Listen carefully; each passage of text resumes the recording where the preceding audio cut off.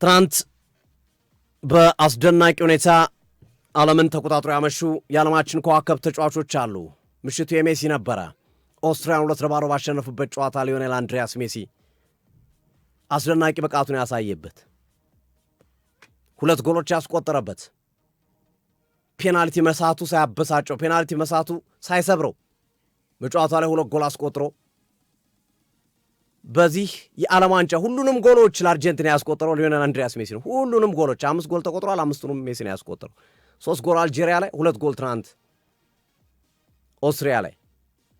እኔ ለአርጀንቲና ትልቁ ስጋት የሚሆነው እንደ ሜሲ ክፉ ነገር ከገጠመው ብቻ ካልሆነ ሜሲ ካለ አርጀንቲና ምንም ጥያቄ የለውም፣ ረጅም ጉዞ ይጓዛል። እስከ ፋይናል የመድረስ አቅም ያለው ቡድን ነው፣ እያየ ነው ያለ ነው። ጥራት ያለው ቡድን ነው። ሁሉም ኳሶች ሜሲ እንዲነኩ ይፈልጋሉ። ሁሉም ኳሶች የአርጀንቲና ተጫዋቾች ከሜሲ ነው ሁሉም ነገሮች እንዲነሱ የሚፈልጉት። ማጥቃታቸው በሙሉ ከሜሲ እንዲነሳ ነው የሚፈልጉት። ሁለተኛው አንጎል ያስቆጠረበት መንገድ በተለይ በጣም አስገራሚ ነው። የተጫዋቹ ብልጠት፣ ይሄ ጠባብ ስፔሶችን የመጠቀም አቅም በጣም የተመለከትንበት ነው። ደብል ሴቭ ካረጉት በኋላ ነው ከጀርባቸው መጥቶ ተከላካይ 3 ተከላካይ ባለበት በመሃላቸው ኳሱን የሸለቀቀው። በጣም አስገራሚ ነው። ሜሲ ይለያል፣ በጣም ይለያል። ይህ ተጫዋች እንግዲህ ትናንት የዓለምን ክብረ ወሰን ሰብሯል። በዓለም ዋንጫ በሚሮስላቭ ክሎዝ ተይዞ የነበረውን ክብረ ወሰን አነካክቶታል። 18 ጎሎች በዓለም ዋንጫ ያስቆጠረ የመጀመሪያ ተጫዋች ሆኗል። ሜሲን አድንቀን ሳንጨርስ ደግሞ ምባፔ ተተካ። ፈረንሳይ ከኢራቅ ሌሊት ላይ መሀል ላይ የተቋረጠ ተጫዋች ነው። ቀን ላይ ታስታውሱ ከሆነ እየነገርኳችሁ ነበር፣ መረጃውን እየሰጠኋችሁ ነበር። የሴኔጋልና የኢራቅ ጨዋታ እስከ 8 ሰዓት ድረስ ሊገፋ ይችላል። የአየር ትንበያው እንደሚያሳየው ከሆነ ተንደርቦልት ወይም ደግሞ እንግዲህ ቀጥታ ስርጭት ላይ ከኛ ጋር የነበራችሁ ቀን ላይ ታስታውሳላችሁ፣ የተለያዩ ተፈጥሯዊ ነገሮች ሊኖሩ ይችላሉ። በተለይ መብረቅና መሰል ነገሮች ባልነው መሰረት መብረቅ ነበረ። ፈርስታፍ እንዳለቀት ዘግይቶ ነው በኋላ ጨዋታው የተጀመረው። ግን ምባፔን ማንም አላስቆመውም። ትናንትም ሌላ 2 ጎል አስቆጥሯል። በዚህ ዓለም ዋንጫ ከሜሲ ቀጥሎ ብዙ ጎል አስቆጥሯል። በሁለት ጨዋታ 4 ጎል አስቆጥሯል ክሊያን ምባፔ። ሌላው የዓለም ዋንጫ ትልቅ እጩ ነው ለዓለም ዋንጫው ፍጻሜ። ዓለም ዋንጫውን የመውሰድ ዕድል ያለው ተጫዋች ነው ክሊያን ምባፔ። ገና ከመሆኑ ጋር ተያይዞ እድሜው የሜሲን ክብረ ወሰን የማሻሻሉ ነገር ሳይታለም የተፈታ ይመስላል። ምናልባት ሜሲ አሁንም እንዲሁ እያስቆጠረ ሂዶ ምባፔ ቀዝቀዝ ካላለ በስተቀር በዚህም የዓለም ዋንጫም ሊሰብረው ይችላል። ምባፔ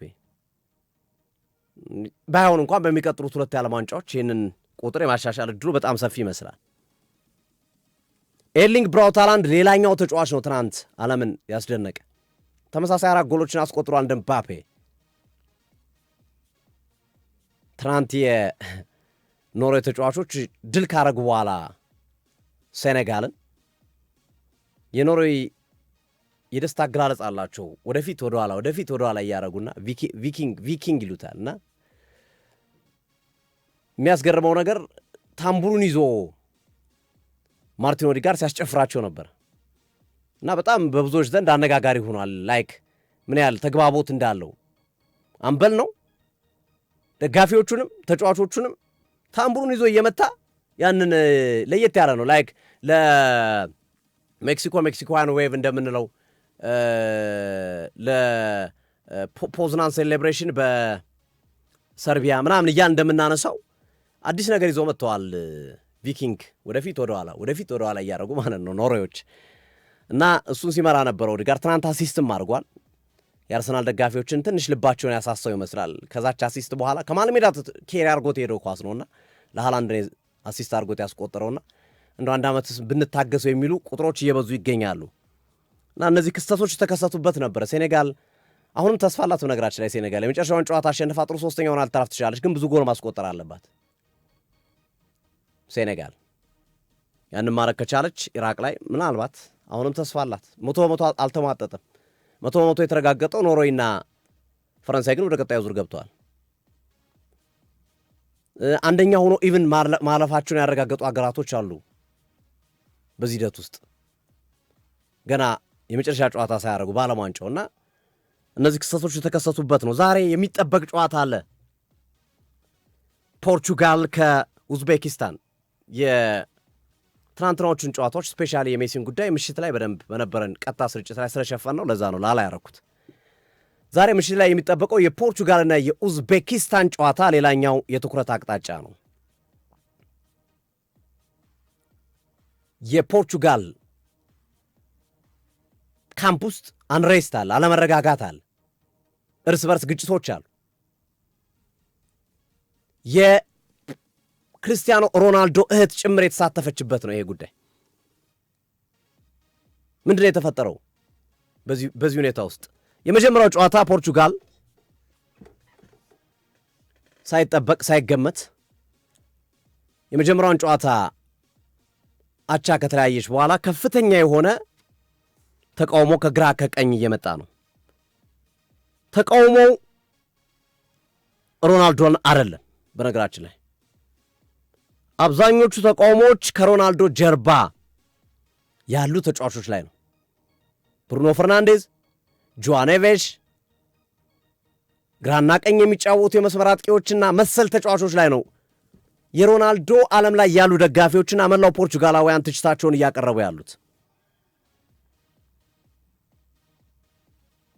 በዚህ ሂደት ውስጥ እንግዲህ ከዲያር ኮንጎ ጋር 1-1 አቻ መለያየታቸውን ተከትሎ ለሮናልዶ ኳስ እያደረሳችሁ አይደለም፣ ተጫዋቹ ኳስ እንዲያገኝ እያደረጋችሁት አይደለም። አርጀንቲና ላይ እያንዳንዷ ኳስ ቀጥታ መታ ሜሲ ላይ ነው የምታርፈው። የማጥቃት እንቅስቃሴ መልበሻ ክፍል ውስጥም ከመልበሻ ክፍል ውጭም ባሉት ነገሮች ለሜሲ ያላቸው ሪስፔክት ይለያል። ፖርቹጋል ቡድን ውስጥ ያ ነገር ያ ስሜት የለም ነው ትልቁ ትችት።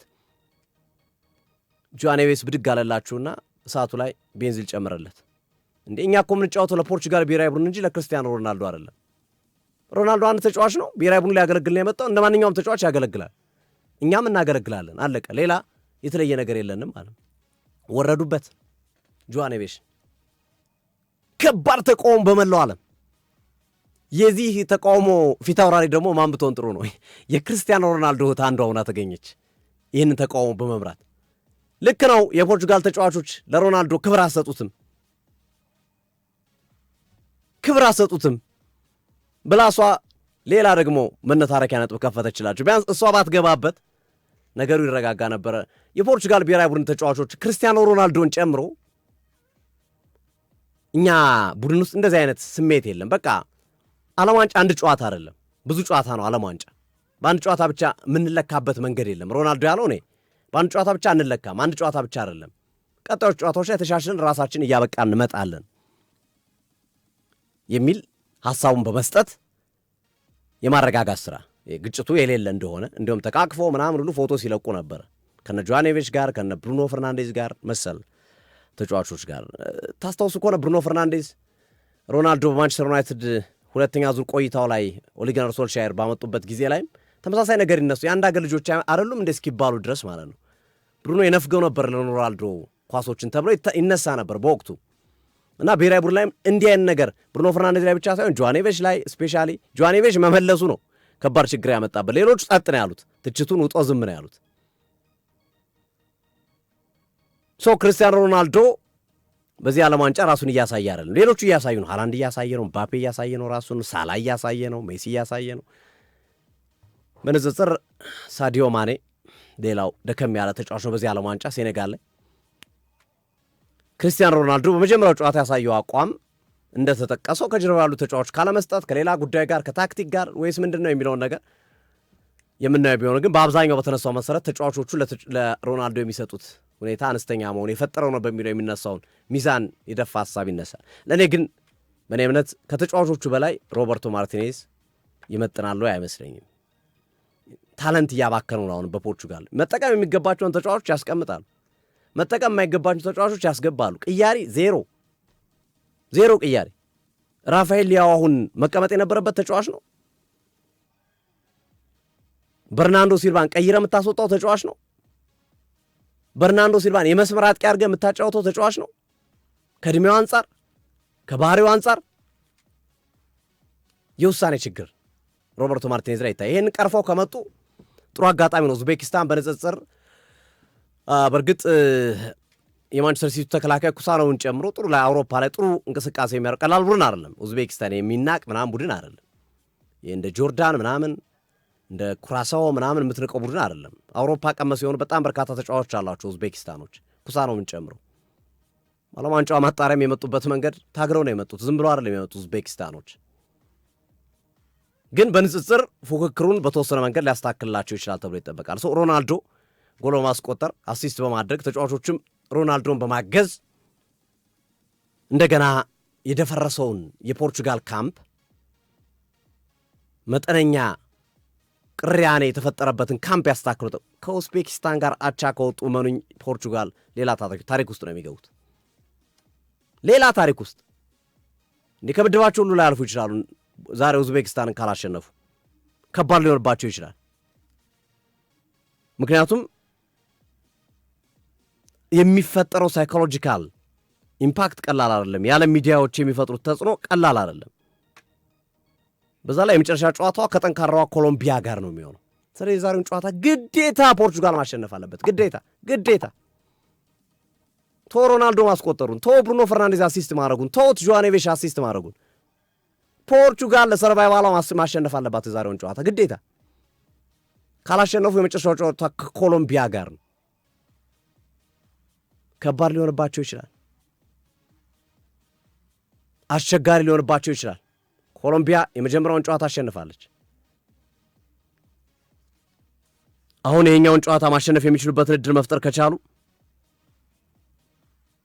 ኮሎምቢያ ከዲያር ኮንጎ አለ። ዲያር ኮንጎ ካሸነፈ 4 ነጥብ ይገባል። የመጨረሻውን ጨዋታ ኮሎምቢያና ፖርቹጋል አቻ ከወጡ ዲያር ኮንጎ ኡዝቤኪስታንን ባያሸንፍ እንኳን ኡዝቤኪስታን ከዚህ ጨዋታቸው ወጥቶ ዲያር ኮንጎን ካሸነፈ ፖርቹጋል ጣፈንተዋ ጣጣ ውስጥ ነው የሚገባው፣ ጣጣ ውስጥ። ስለዚህ የዛሬውን ጨዋታ የግዴታ ማሸነፍና ማሸነፍ ከፖርቹጋሎች ይጠበቃል። ሌላው 2 ሰዓት ነው በነገራችን ላይ በጊዜ ነው። ትናንት ሜሲን በተመለከትንበት ሰዓት ዛሬም ሮናልዶ ነው የምንመለከተው። አሪፍ አጋጣሚ ነው ለሮናልዶ ወዳጆች። ኢንግላንድ ከጋና ምሽት 5 ሰዓት ላይ የሚደረግ ጨዋታ ነው። አፍሪካዊቷ ሀገር ጋና ትጫወታለች። ፓናማን አሸንፋለች ጋና። እንግሊዝም በተመሳሳይ ተቀናቃኟን ክሮኤሽያን ማሸነፈው ይታወሳል። በጣም አሪፍ ጨዋታ ነበር። በዚህ ዓለም ዋንጫ በምድብ ከተመለከትናቸው ጨዋታ ምርጡ የጨዋታ ነበር። ዛሬም አሪፍ ጨዋታ እንመለከታለን። የጋና ታዋቂ አንድ እንግዲህ እነሱ ከባህላዊ አምልኮ ጋር ስለሚያያዙ ነው ባይዘው ይሄ እኔ ብዙም ጠቃሚ ነው ብዬ አላምንም፣ ግን ብዙ የመገናኛ ብዙሃኖች እየዘገቡ ስለሆነ ነው ትልልቆቹም ጭምርና ሃሪኬንን እንዳይጫወት አደረገዋለሁ። የሆነ ብዙ እንዲጎዳ አላረገውም። እንግሊዝ ዓለም ዋንጫውን ብትወስዶ ስለማይከፋን፣ ግን ከጋና ጋር 3 ነጥብ እንዳይወስዱ ሃሪኬንን አድርገዋለሁ የሚል ሀሳብ ያነሳበት መንገድ በጣም ብዙዎችን እያነጋገረ ይገኛል። ከዛ ውጭ ቶማስ ፓርቲና የእንግሊዝ ተጫዋቾች ይጨዋወጡ አይጨዋወጡ የሚለው ጉዳይ መነጋገሪያ ነበረ። እንደ ፍላጎታችሁ ተብሏል። የእንግሊዝ እግር ኳስ ማህበር በዚህ ጉዳይ ላይ የሚይዘው አቋም የለም። አጨብጡት ምናምን አንልም። እንደ ኢንተረስታቸው መጨበት የሚፈልግ መጨበት ይችላል፣ መጨበት የማይፈልግ አለመጨበት ይችላል የሚል እምነት ነው ያላቸው። ሌላው የዚህ ዓለም ዋንጫ በጣም መነጋገሪያ የሆነው ጀርሚን ዶኩ ነው። አጭር ነገር ብቻ አላስቀምጥ። ጀርሚን ዶኩ ባለፈው ቤልጅየም ከኢራን በነበራቸው ጨዋታ ላይ ያልነበረው በሚስቱ መውለድ አይደለም፣ በጉዳት ምክንያት ነው። ነገር ግን ትናንት ወደ ሚስቱ ወዳለችበት ሂዶ የመጀመሪያ ልጁ ወንድ ልጁ ሲወለድ ተመልክቶ ተመልሶ ዛሬ የቤልጅየም ካምፕ ይቀላቀላል። ከውልደት ጋር በተያያዘ አይደለም ዶኩ የቀረው የሚለው መረጃ ሊሰመርበት ይገባል። ብዙዎች ዶኩ ሚስቱ ልትወልድ ስለሆነ ሄደ ምናምን የሚለው አይደለም፣ ጉዳት ነው። ከዛ በኋላ ግን ሂዶ ልጁን ተመልክቷል። ከጨዋታው በኋላ ነው ሄደው ከቤልጅየም ጨዋታ በኋላ ከኢራን ጋር ጨዋታ ካረገች በኋላ ጉዳት ላይ ስለነበረ ግን በጨዋታው አልተሳተፈም። ዛሬ ይመለሳል። በቀጣይ በሚደረገው ጨዋታ ማክሰኞ እንደሚደርስ ይጠበቃል። ምሽት የሚጠበቁትን ምርጥ ፍልሚያዎች ወደ እናንተ በቀጥታ ስርጭት እናደርሳለን።